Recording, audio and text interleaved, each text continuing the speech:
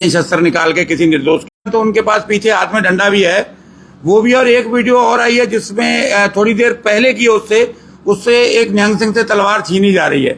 निहंग सिंह कभी अपनी तलवार नहीं देगा। वो मर जाएगा या मार देगा लेकिन अपनी तलवार अपना शस्त्र कभी नहीं देगा। ये चीजें शायद वहां के लोगों को मालूम नहीं, प्रयास नहीं किया गया। और जब विवाद हुआ, जब उनकी तलवार छीनने की प्रयास किया गया या उसको धक्का मारा, अगर आप देखेंगे तो सबसे पहले एक निहंग सिंह को धक्का मारा, वो बड़ी मुश्किल पीछे बचा है। गिरते वक्त हो सकता है गिरता उसकी दस्तार खुलती या जो भी होता। तो सबसे पहले क्या होता है कि हमें अपनी दस्तार को, अपनी पगड़ी को, हमें अपनी चीजों को बचाना होता है। अगर कोई ज्यादा उसके ज्यादा रिएक्ट करता है और बिल्कुल ऐसी स्थिति में आ जाता है कि जब हम उसके लिए अपने बचाव के लिए सक्षम नहीं होते, तभी वहां पर जो है शस्त्र का प्रयोग होता है, जो कि वहां पर हुआ। और उसके बावजूद भी अगर वहां पर देखा जाए तो कोई गंभीर चोटें नहीं आई हैं बचाव में, जितना उन्होंने वहां पर अपना किया। लेकिन उसके बाद जो वीडियो आई है उसमें एक निहंग सिंह है जो चल नहीं पा रहा है, उसकी टांग शायद ऐसा लग रहा है कि कहीं फ्रैक्चर हो गया है। अब वहां से तो वो ठीक ठाक गए हैं जब मामला निपटा है, उसके बाद क्या पुलिस कस्टडी में उसकी टांग टूटी है या स्थानीयों के काबू आ गया है बाद में, जिसकी वीडियो जब भी नहीं आई, हो सकता है 1-2 दिन में आ जाए, तो उनके ऊपर भी वहां पर प्रहार हुआ है। तो ये दोनों तरफ की लड़ाई है, ना कि एक तरफ की। तो इसमें हमारा ये कहना है कि अगर कार्रवाई होती है, अगर केस दर्ज होता है, मुकदमा दर्ज होता है, तो दोनों तरफ से होना चाहिए। क्योंकि जो वहां पर भी स्थानीय खड़े हैं उनके हाथों में डंडे हैं विवाद से पहले। तो इट मीन्स उन्हें पता था कि हमने विवाद करना है या यहाँ विवाद होना है, तो उसको टालने का उन्होंने प्रयास नहीं किया। तो वहां पर मजबूरी में उनको अपने शस्त्र का प्रयोग करना पड़ा। ऐसी स्थिति में हमारा यही कहना है कि एक तरफा कार्रवाई जो है वो कहीं बताती है कि क्या माइनॉरिटी के साथ 2 तरह का व्यवहार होता है, दूसरे दर्जे का व्यवहार होता है। ये सवाल लाजमी उठते हैं जो हमें कहने पड़ते हैं। और मैं चाहता हूं कि ये लोकतंत्र है, धारा 25 हमें शस्त्र रखने की इजाजत देती है, हर धर्म को अपने तरीके से मनाने की संविधान की धारा 25 से इजाजत देती है। छोटे शस्त्र हम लोग रखते हैं, मैंने भी रखा है, 9 इंच तक के लिए वैलिड है। लेकिन निहंग सिंहों के पास हमेशा 2.5 फुट की तलवार रहती है। उनके जो मोस्टली जो वहां पर जत्थे हैं उनके द्वारा लाइसेंस भी उसका जारी किया जाता है। ऐसा नहीं है कि अगर 2.5 फुट की उन्होंने तलवार रखी है। वो उठी हैं आज भाजपुर से भी, हमारे गुरुद्वारा प्रबंधक कमेटी के जो हमारे प्रबंधक हैं उन्होंने भी आज कहा है, उन्होंने अल्टीमेटम दिया है 20 तारीख। कई जगह ऐसे मामले देखे गए कि लोग हथियार लेकर आते हैं तो एकदम मुख बन जाता है। आपके पास रिवॉल्वर है, छोटी बात हुई, युद्ध में भी हुई, आपने खड़ा कर दिया। तो आपको लग रहा है कि हथियार लाना जरूरी क्या है? देखिए बहुत सारे लोगों के पास पिस्टल है, लाइसेंस है, ठीक है। पर्यटन की जगह जा रहे हो, वहां पर भीड़ भाड़ वाली जगह होती है, छोटी छोटी बातें हो जाती हैं। और ये मामला भी इतना बड़ा मामला नहीं है, इतना बड़ा मामला वो बनना एक तरफा कार्रवाई से है। अगर दोनों तरफा कार्रवाई होती तो इसे नॉर्मल घटना मान लिया जाता। आपने पिस्टल की बात करी है, अभी हिमाचल में एक घटना हुई थी। आप देखो 20 व्यक्ति उस पिस्टल वाला जो पंजाब का युवक था उसके ऊपर दबाकर उसका पिस्टल छीन रहे थे। आप मानो कि अगर उसका लाइसेंसी था, क्या लाइसेंसी ये नहीं मुझे पता, अगर आप उसका रिवॉल्वर छीन ले तो फिर आपका हथियार रखना बेकार है। अगर आप अपने हथियार को नहीं रख सकते तो फिर आप अपनी सुरक्षा नहीं कर सकते। फिर मजबूरी में ने उसमें फायर कराया, तब वो वहां से तितर बितर हुए हैं। कल भी यही चीजें हुई हैं। अगर कोई अननेसेसरी किसी वेपन का यूज करता है, देखो अगर लाइसेंस दिया है सरकार ने, उसकी लिमिट भी तय करी है कि आप जिला उधम सिंह नगर में रख सकते हैं, आप देहरादून तक ले जा सकते हैं, आप 2 प्रदेश में रख सकते हैं, सबकी लिमिट है। तो सरकार ने शर्तों पर दिया है। तो आत्मरक्षा में तो हाई कोर्ट भी, सुप्रीम कोर्ट ने भी कहा है कि आत्मरक्षा में आप अपना जो है वेपन इस्तेमाल कर सकते हैं। तो ये घटनाएं हमें देखनी पड़ेंगी। क्या आत्मरक्षा में इसका में जाकर देखें कि जो भी वेपन किसी निर्दोष पर और बिना अकारण, बिना वजह किसी के ऊपर जो है शस्त्र का इस्तेमाल नहीं होना चाहिए। करण प्रयाग वाले मामले में पुलिस 4 लोगों को जेल भेज चुकी है जी, और जो कार्रवाई है कर दी है। अब आपको किस आज कार्रवाई से आपत्ति है? एक तरफा कार्रवाई है उससे आपत्ति है, और आगे फिर इसमें क्या निर्णय लेने वाले? देखिए ऐसा है कि अभी मैंने जैसे अभी बोला कि हमारे भाजपुर से जो है गुरुद्वारा प्रबंधक कमेटी के उन्होंने 20 तारीख तक का टाइम दिया है। तो अब मीन्स संडे तक, अब संडे तक हम लोग, क्योंकि अब एक ने कहा है तो हमें सबको मानना है, तो संडे तक हम वेट एंड वॉच करते हैं। अगर इस स्थिति में इस दौरान जो है उनका मुकदमा या तो दर्ज किया जाता है, और अननेसेसरी जो धारा लगाई गई होंगी, मुझे लगता है कि वेपन रखने के लिए, निहंग सिंह के लिए कोई धारा नहीं है वेपन रखने के लिए, अगर वो लगाई गई हैं और वो चीजें सामने आती हैं और 20 तारीख तक जो हमारी संज्ञान नहीं लिया जाता है, अलग अलग जगह से प्रेस हो रही है, पूरे देश से ही लगभग हो रही है, तो अगर क्षेत्रीय पुलिस या वहां जिले के प्रमुख जो है पुलिस के जो एसपी हैं, अगर वो इस पर कोई उचित कार्रवाई करते नहीं या दोनों तरफा कार्रवाई नहीं करते हैं तो मुझे लगता है कि एक बड़ा फैसला हमारे क्षेत्र में, हमारे पूरे क्षेत्र में क्या पूरे जगह से हम लोगों को लेना पड़ेगा। उसका विरोध जो है वो आप समझे कि शांत तरीके से किया जाएगा। ऐसा नहीं है कि हम लोग कोई हुड़दंग करने के लिए नहीं, लेकिन जो एक तारीख जो हमारा संवैधानिक हमारा जो हक है उस आधार पर हम उसका विरोध करेगा वहां के लिए तब भी करेंगे। इसकी स्थिति जो भी होगी, जो आने गुरुद्वारा प्रबंधक कमेटी की और हमारी सिरमौर संस्था नानक मता, जो उसका बयान मैं अभी तक नहीं सुना है, और अगर उनकी तरफ से भी कोई आता है तो अगर ये सभी हम मिलकर फिर इसका प्रयास करके जो ज्ञापन भी देना पड़ेगा, जिसकी आपने बात कही है, वो ज्ञापन भी देंगे और हम इसकी पुरजोर विरोध करेंगे एक तरफा कार्रवाई का, और दोनों तरफा कार्रवाई के लिए हम मांग करेंगे। कलसी साहब, एक चीज और है, आप ये कहते हैं कि एक तरफा कार्रवाई की गई, क्या दूसरे पक्ष की तरफ से प्रयास किया गया कार्रवाई कराने का, या उनके पक्ष से कोई किया गया? भाई आप ये मांग करें कि इनकी भी कार्रवाई, इनकी तैयारी ली जानी चाहिए थी, क्रॉस रिपोर्ट होनी चाहिए थी, क्या आपने जानकारी? पुलिस की मर्जी होती है ना, तो तुमसे बैठ के थाने में लिखवा लेते कि भाई साहब 4 लाइनें ये वाली लिखो, हम अभी कार्रवाई करते हैं। तो अब जिन लोगों चारों को उनके साथ में और तो कोई था नहीं, अब वो 4 लोग कहाँ के, अभी तो मुझे प्रॉपर ये भी नहीं पता। अगर उनके परिवार से किसी ने संपर्क, अब हम करेंगे आजकल में, अब सारी चीजें खुलेंगी सामने, तो अगर जो पहले ही अभियुक्त आपने बना दिया उसकी तो सुनती नहीं है पुलिस, हमें पता नहीं है कैसे बोलते हैं वहां लोग। तो वहां पर जो चारों थे उनको अभियुक्त बनाकर उन्हें जेल भेज दिया गया, तो उनकी कार्रवाई किसने करनी थी? अब देखते हैं कि अगर धाराएं अवेलेबल हैं, अभी न्यायिक हिरासत में भेजा है उनको या कहाँ भेजा है, अगर धाराएं, मुझे लगता है कि 325 में बेल हो जाती है, 7 से अगर नीचे की हैं सारी, तो अगर उनकी बेल होती है तो उस स्थिति में, या उनके परिवार से कोई आता है उस स्थिति में, अगर वो रिपोर्ट दर्ज कराने के लिए कोई फॉर्मेलिटीज करनी पड़ेगी तो हम उस पर भी कार्रवाई करेंगे। सोशल मीडिया में बहुत ज्यादा बयानबाजी की जा रही है, प्रति शब्दावली का इस्तेमाल किया जा रहा है, और यात्रा को लेकर भी तरह तरह के सवाल उठ रहे हैं कि कुछ लोग यात्रा के पक्ष में, कुछ लोग यात्रा के विरोध में हैं, कुछ लोग ये कह रहे हैं कि हेमकुंड साहब जो एक इतिहास में स्थान ही नहीं, उस विषय पर क्या कहें? देखिए, वो एक धार्मिक चर्चा का विषय है, उसको मैं यहाँ नहीं करूंगा, वो स्थान है नहीं है, लेकिन हमारे यहाँ जहाँ गुरु ग्रंथ साहब प्रकाश हो जाते हैं वो स्थान अपने आप हमारा बन जाता है, गुरुद्वारा तो कम से कम है ही, वो विषय अलग है। लेकिन वहाँ के स्थानीय लोगों का मैं नहीं चर्चा करना चाहता। आपने कहा, उन्होंने कहा है कि इसे बंद करो यहाँ पर, तो मुझे लगता है कि पूरे देश में, क्या अब हमारे तो बहुत सारे धाम ऐसे हैं जो हमारे पाकिस्तान में भी रह गए हैं, तो वहाँ पर भी जब कोई त्यौहार होता है तो वीजा मिलता है, लोग वहाँ जाते हैं, तो ये तो हमारे देश के अंदर है। मुझे लगता है कि ये मांग करना कहीं ना कहीं एक चिढ़ाने वाली बात हो सकती है कि वहाँ पर की यात्रा को रोक दिया जाए। और ये एक आप सोचे तो उद्योग से, धंधे से, कारोबार से भी जुड़ा है। अगर कि हर आदमी यहाँ से होता है कि अब छुट्टियां हैं बच्चों की तो चलो पहाड़ की ओर जाएं, तो वो सब लोग एक यात्रा के तौर पर भी, और कई बार वो पिकनिक के तौर पर भी उसको ले लेते हैं, कई बार छुट्टियों में एंजॉय करने के लिए भी लेते हैं। और वहाँ का कारोबार जो पहाड़ पे, मुझे बताएं इसके अलावा कमाई के बहुत सारे साधन क्या हैं, तो खेती का तो बहुत बड़ा एरिया नहीं है।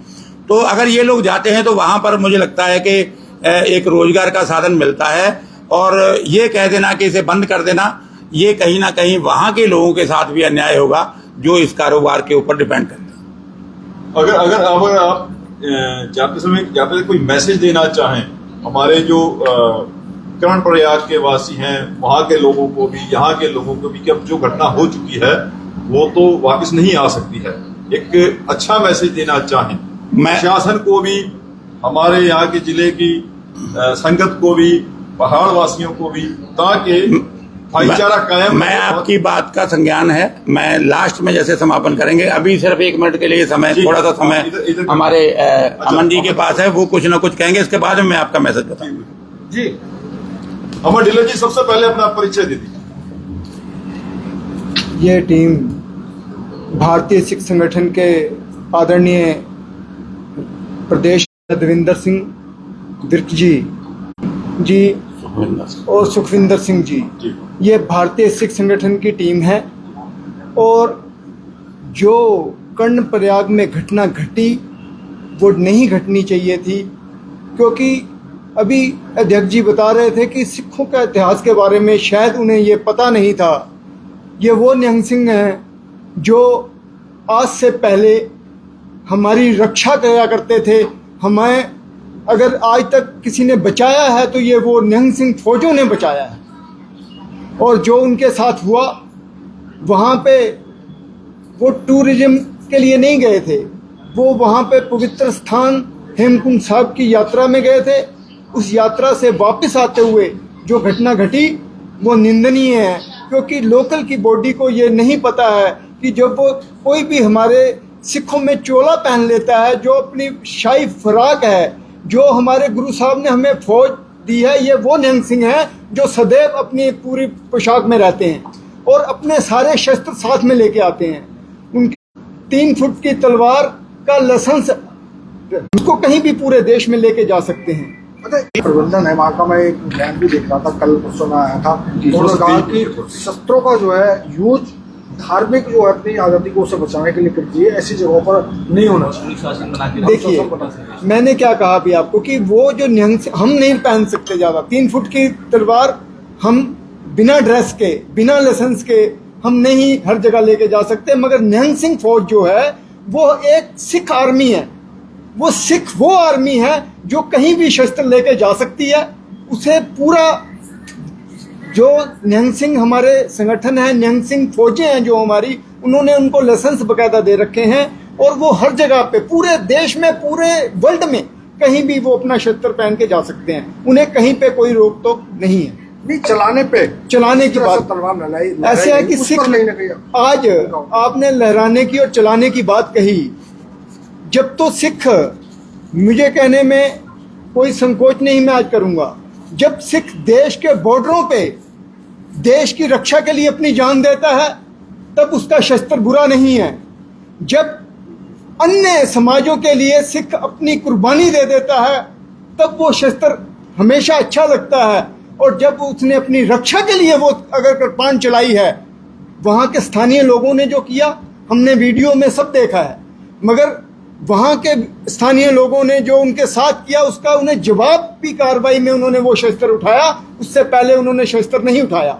और मैं कहना चाहता हूँ शासन से कि उन्होंने एक तरफा कार्रवाई की है, नहीं होनी चाहिए थी। उसकी हमने देखा कि वीडियो में एक की शायद टांग पे ज़्यादा चोट आई है, मगर उनकी ओर से किसी प्रशासन ने कार्रवाई नहीं की। हमारे साथ हमेशा सौतेला व्यवहार होता रहा इस प्रदेश में।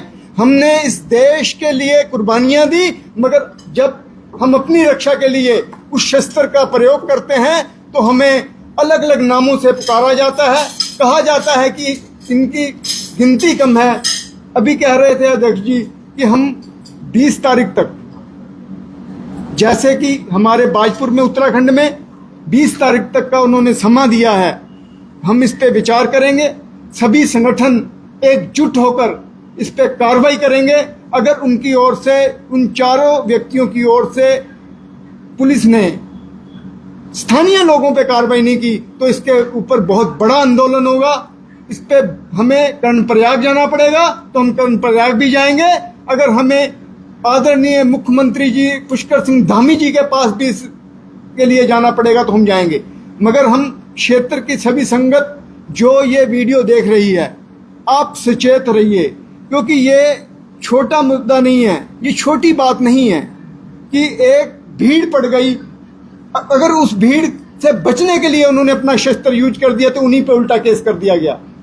ये बचाव उन्होंने अपनी रक्षा के लिए वो कृपाण उठाई है।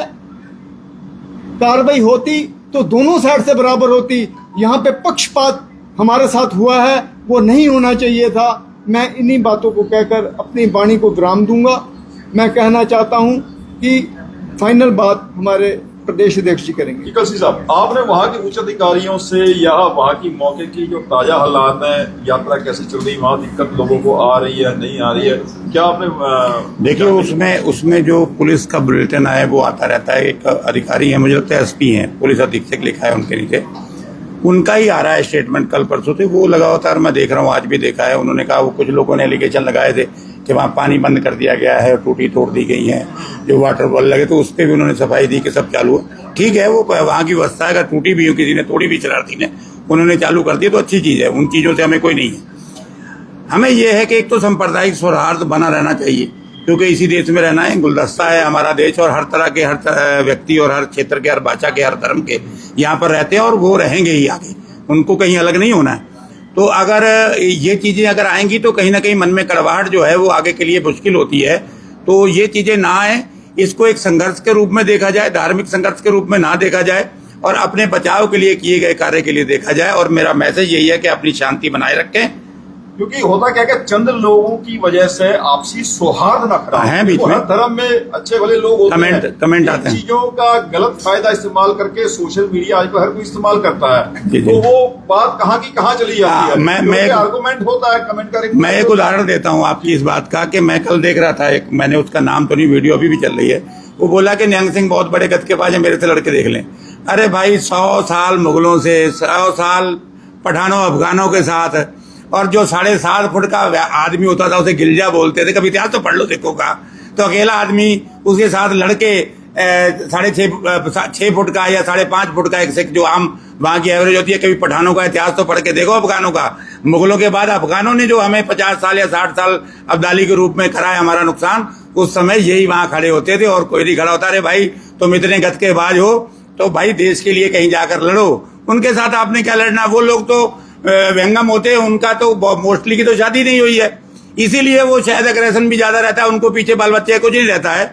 वो एक तरह की आर्मी है, गुरु महाराज की लाडली फौज उसे कहा जाता है। एक बार इतिहास पढ़ो उनका, उसके बाद में उनको चैलेंज करो। ऐसे चैलेंज करके आप अपना भी और दूसरे का भी जो है कोई ऐसा हानि ना कराएं जिससे बदनामी होती है। क्योंकि आप एक निहंग सिंह अगर कोई आ गया उसे चैलेंज जिसको किया है, हमारे यहाँ ऐसे हैं कि कमांडो दस्ते भी अगर निहंगों सिंहों के साथ होते, अंग्रेजों की लिखते पढ़ ले। वो कहे जब महाराजा रणजीत सिंह के वाली जंग हुई है, सिख वाली जंग, तो उसमें अंग्रेज लिखता है, कह रहा है कि बिजली की फुर्ती से उसने जब तलवार आके मेरे घोड़े पे मारी तो मैं बड़ी मुश्किल कटता कटता बचा, इतनी तेजी है इनमें।